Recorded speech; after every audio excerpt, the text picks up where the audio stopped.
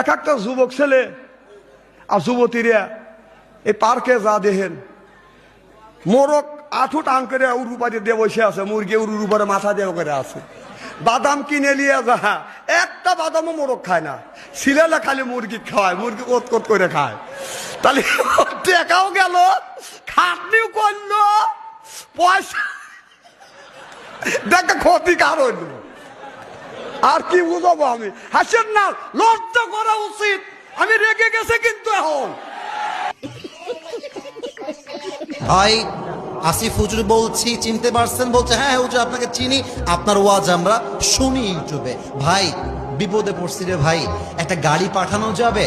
মানুষ যে কত খারাপ, ভাড়া হলো 12 থেকে 15,000 টাকা, আমাকে বলছে ভাড়া দেওয়া লাগবে 30,000 টাকা। মার হাওয়া কে বললো?